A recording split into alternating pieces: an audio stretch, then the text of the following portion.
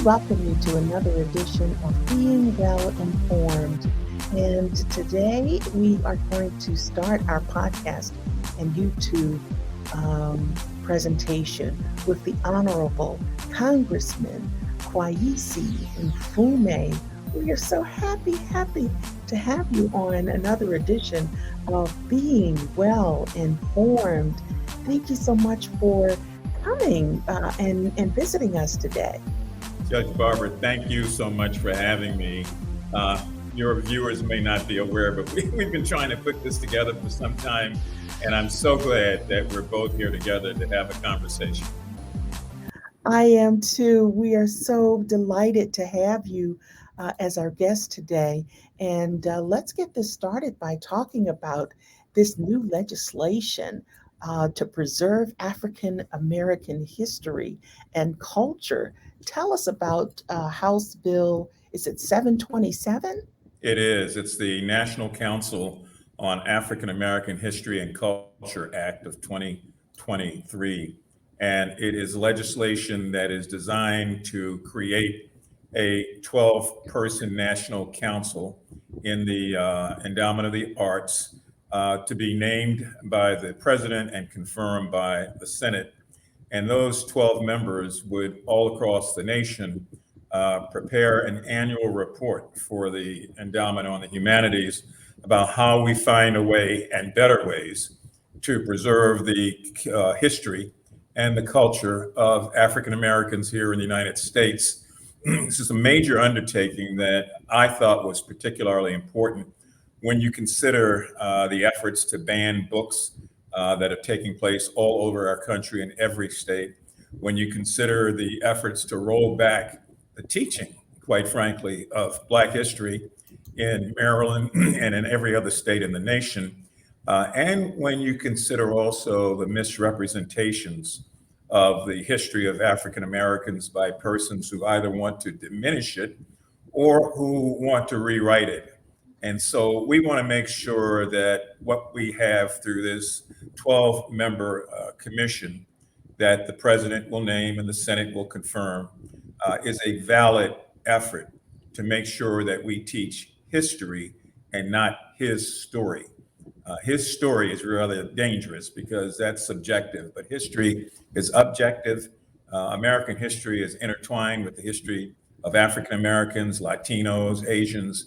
It's such a diverse history because we're such a diverse country. I think we have to embrace that, not run away from it or to try to find a way to limit it. So, what can we do as voters, as constituents, as residents of the state of Maryland to push this bill along and tell us, I guess, the current status? Has it passed the House or is it still in the House? No, it's in the House. We've got 54 co-sponsors. 50 of them are original co-sponsors. We do have a companion measure, a bill just like this, that is going to be introduced in the Senate. That's going to be introduced by Senator Ben Cardin of Maryland. We're working together here. And because we have what's known as a bicameral legislature with two houses, both the House of Representatives and the Senate, in order to get something passed, it has to go through both. So it's starting here in the House. Once we get this out of the House, it will then go to the Senate. And there's a long effort to make sure that it passes the Senate. So the key here, more than anything else, is to, for me and others, to simply explain what this does. I think when most people realize that, they realize that it's a good thing and the right thing to do, particularly in the face of all of the efforts to diminish that history. So this commission is going to be visiting and looking at museums. They're going to be looking at curriculum. They're going to be looking at efforts in the past to preserve this history. They're going to be talking to people on the ground in every state in the nation, accumulating this report back to Congress about what specific steps we take to make sure from here on out that history is preserved. So, and you mentioned the relevance to this whole topic of book banning. How significant is this legislation in that regard? Well, it flies in the face of book banning because, and I have to tell you, I'm absolutely amazed at some of the books that are being banned under the name of protection of values. It's just amazing. They want to ban books with Martin Luther King's history in it, or banning books with the history of the slave movement and stuff like that. It's not a national effort that in other words, it's not being organized nationally. It's state by state, but it has a national impact. Hmm. And the impact is on students. So do we want to grow up a bunch of students who have no sense whatsoever of the history that preceded them? And I'm just amazed at the number of books that are being banned, hundreds of books all across this country by state and local officials who have what I consider to be a cultural bias and a proclivity for wanting to change or rewrite history. So, what can we do to encourage this along in terms of support? Well, I think the main thing is to reach out to friends of ours who are outside of the state of Maryland and to ask them to write or to call their member of Congress, specifically the House of Representatives, urging them to get on to this bill. Like I said before, we've got about 54 sponsors. It's going to take 218 votes to get it passed. And so we've come a long way in a short period of time, but to accelerate that, it would be helpful for people in Maryland, knowing that your Maryland representatives are okay. They're in the right place on this. But if you know people in Virginia or California or Texas or Florida, they should, if they believe in this, make an effort to take a few minutes to call or to write their congressperson and to ask them to sign on to House Bill 727, the bill that protects and preserves African American history in a bipartisan way, by the way.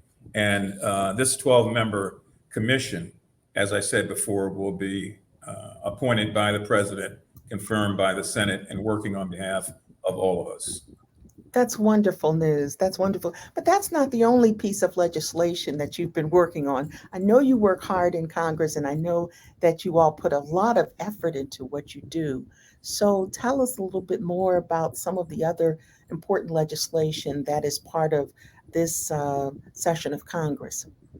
Well, one of the things that means a great deal to me is the Dawson Family Witness Protection Bill, which we are just introducing.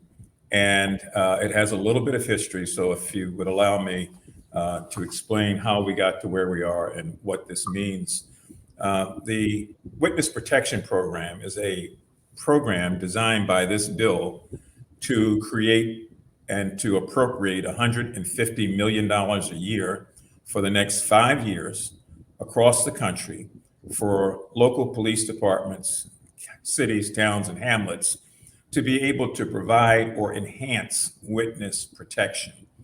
Now, this is important, particularly in places like Baltimore, where we've got this stop snitching culture that has been around for over 20 years.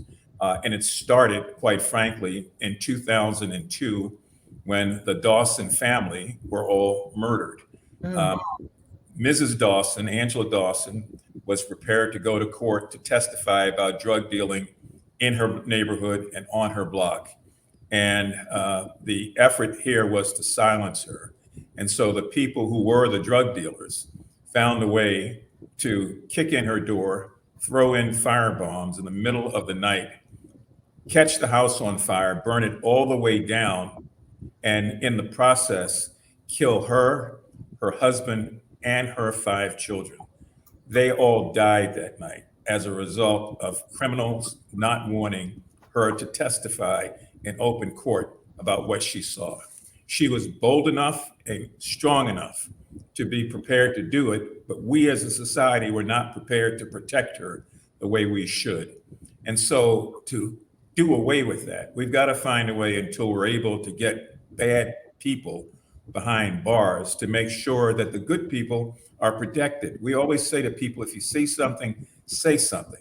So when people are prepared to say something in open court, we've got to make sure that they're protected long enough to get there and then Yes. protected afterwards. So this is near and dear to my heart. I stood outside of that house, the smoldering rubble that night in 2002, uh, and just wept like everybody else, knowing that all five of those kids, her and her husband, had died in that terrible fire just because they wanted to do the right thing. So this bill hopefully encourages people not to be afraid to come forward. It provides protection both before and afterwards. It's the sort of thing that I don't want to say it's made to order for Baltimore, but this is where it found its genesis. And the more I talk with members of Congress, they all agree, whether Democrat or Republican. This, by the way, this is bipartisan sponsorship. People just believe that right is right and wrong is wrong. And so we've been getting more and more people signing on to this piece of legislation.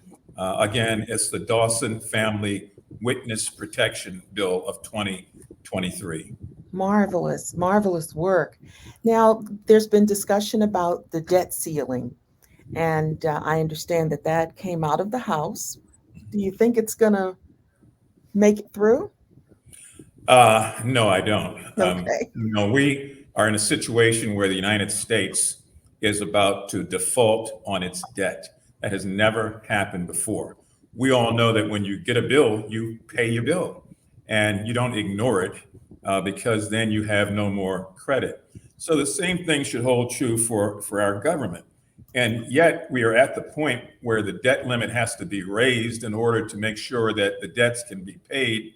And there's a great deal of resistance on the Republican side of the aisle. The Republican leadership has said, no, we won't raise it. What we will do is go in and whack and whack and whack away at programs to find a way to do it that way. Well, when you do that, you hurt people. You hurt Medicare, you hurt Medicaid recipients. What they want to do is to do away with the SNAP program and SNAP benefits, many of the discretionary programs that are in place that are helping people.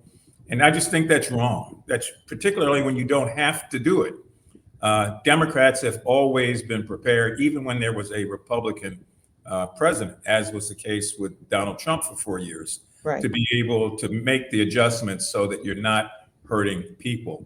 In this instance, though, the Republican Party wants to, by and large, say we're fiscally responsible, and so we will cut the dickens out of the budget rather than to simply raise the debt ceiling by 1% or 2%. And I just think that it's absolutely disrespectful, first of all, because we're all taxpayers and we pay our bills. And so the government of the United States should be paying its bills. But if we don't, after we pledge the full faith and credit of the government, if we don't, it will really disrupt us nationwide. Countries are going to stop doing business with us. Corporations are going to begin to fail, particularly those that have international relationships.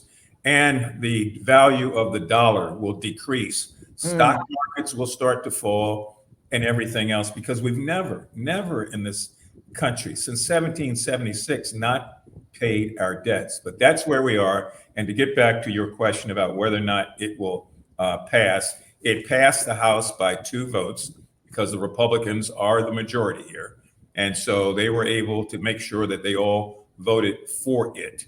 And then it's got to go to the Senate, where many of us believe that it will be dead on arrival because senators don't want to jeopardize the credit worthiness of the United States. If that's the case, then it won't go beyond the Senate. And if it did, President Biden has said that he would veto it, send it back, and put everybody back to work again to come up with a better, more humane American solution. Do we have a short time frame to get all this done? Yeah, it depends on whether or not you are looking at the estimates from the Congressional Budget Office or whether we're looking at the estimates from the Treasury.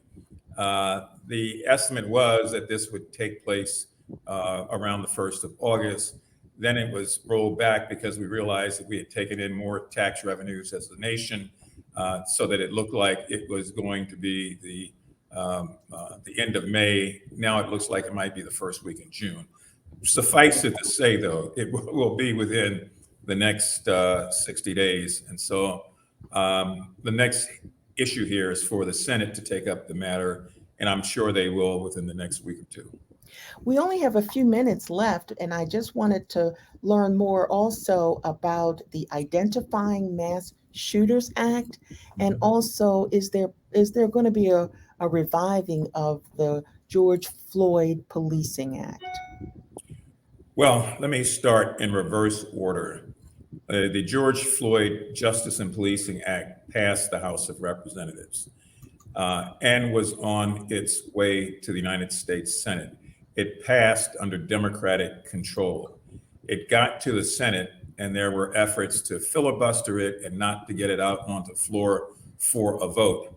And it died there. Like a lot of good pieces of legislation last year, it never made it out of the Senate. Mitch McConnell, Tim Scott, Senator Tim Scott, and others on that side of the aisle just decided they didn't want to do this. They didn't like the notion of doing away with qualified immunity for police officers. Some of them didn't like the ban on no chokeholds. Some of those did not like the no-knock warrant situation. And some on the Senate side didn't like the idea that we would establish a national database of bad police officers who have violated the trust of citizens in one jurisdiction or another so that they could not be hired. In other words, if you had charges against you in Baltimore City for taking advantage of somebody and it was clear and you were disciplined, you could turn around 2 months later and go to Anne Arundel County and get hired and nothing be said. So Mhm. the database just puts everybody on notice. Now, I don't understand the reluctance in the Senate, but it died there. And the no knock provision was because of Breonna Taylor and the way she died. They didn't knock, they just went in, shot up the wrong place, killed the wrong person. The chokehold had to do with the fact that people were dying that way. It was an unnecessary way to apprehend somebody. And the qualified immunity was that if you're a law enforcement officer, you've got immunity against almost everything under the sun, and so you can't be prosecuted. Those things just didn't, in my opinion, make any sense. And I should say that this had the support of a lot of good police officers because nobody hates a bad policeman more than a Right, good policeman. right. But it didn't get out of the Senate, and now that it's here in the House, it won't get out of the House because the Republicans have indicated they won't allow it to come to the floor. Wow. Well, then there's finally the Identifying Mass Shooters Act. Well, that's a good one to sort of wrap up on. I was a member of this body in 1994. And what I'd like to say was my first tour of duty in the United States Congress. I spent 5 terms here, as you know, before deciding to leave to go and try to save the NACP at that time, which was just about dead all across the country. But before I left, one of the things that I worked on, along with Joe Biden, by the way, who was in the Senate then, was this whole notion of a ban on assault weapons. Because we knew that many of the mass shootings, not all, but many of them were made even worse by the use of automatic weapons that were assault style weapons that you don't even find in war sometimes because of the capacity to kill so many people at once, and yet they were still being sold. So we were able to work to put in place a ban on assault weapons. We could only get a 10-year ban because the Republican Party at that time and many of the conservatives did not want a ban any longer than that. So that was the compromise, a 10-year ban on the sale of all assault weapons. And that was 94. And most of us figured that by 2004, surely the Congress and the world and the nation would have been much more enlightened and would want to keep that ban in place. Mhm. But in 2004, when I was not here, it came up and it failed. And it came up the year after that and it failed. And so we haven't had a ban on assault weapons since 2004. And next year will make 20 years. In the meantime, all we've seen are mass shootings, mass shootings, mass shootings. All of them are not with assault weapons, but many of them, if not most of them, are. They've been aimed at children. They've been aimed at shoppers. They've been aimed at parishioners. They've been aimed at churches and synagogues. So, what we want to do more than anything else is to, number one, try to find a way to get that ban back in place. But in the interim, I thought that we all should do what we can to try to find a way to prevent mass shootings if we could, or prevent the frequency, and to find a way to call attention to what's going on. So I had the idea that we should come up with a way of trying, if we could, to identify potential mass shooters before they become mass shooters. And it's a very delicate issue because there are privacy concerns that you have to take into account, and constitutional protections that you have to take into account. But I thought that we've got 20 years of data on mass shooters. We know their internet searches. We knew what their language was online. We knew where they would go on the dark web to conspire and to do other things. We knew how to match their behavior up with whatever record they may have had or not had. We knew when there was an effort to purchase a weapon, and we knew based on their rhetoric that it was really more than rhetoric. For many of them, it was acting out early what they were going to do later. And so the Department of Justice has had all of this data, this internet, electronic, digital footprint on every mass shooter that was ever caught or killed. And rather than for it to sit in the Justice Department, I thought we ought to take and find a way to aggregate it, to scientifically look at it, to get forensic people and scientists within the Justice Department to see if there are some basic algorithms, basic determinants that would suggest who is in fact more likely to do something like this before they do it, and then to turn that into information in the toolkit for the FBI, the Justice Department to use. A lot of these persons probably are already under surveillance, which is the interesting thing. And so to be able to identify those with the greatest potential before they do something, I thought was one small way of helping us to deal with this issue. It's not going to stop mass shootings. It becomes, as I say, something that's in the toolkit of the FBI and the Justice Department, but at least it's an effort. And I think that in terms of science, algorithms, digital determinants, digital footprints, since we know so much and have so much information, why not try to find a way to look at what that information is suggesting with whom? So if there's already surveillance, that surveillance can be stepped up. So that's what the Identifying Mass Shooters Act is all about. We've got sponsors, co-sponsors who are Democrat and Republican, and we're working very hard to spread the word here in the Congress and encourage other people, quite frankly, to look at whatever way you can come up with to help deal with this situation of mass shooters, because as sure as we are talking, Judge Barber, there will be another mass shooting in this country in a week or two where innocent people will lose their lives for simply going to their church, their synagogue, their supermarket, their school, and it just has to stop. Understood, understood. I just greatly appreciate all the time that you have spent with us and shared with us, and have really enlightened us on being well informed about current legislation in Congress right now. You've been a wonderful congressman, and you've been very informative, and we appreciate your appearance on our program today. Thank you. Thank you very much. Hope I can come back again and spend some time with you. Absolutely. Thank you again.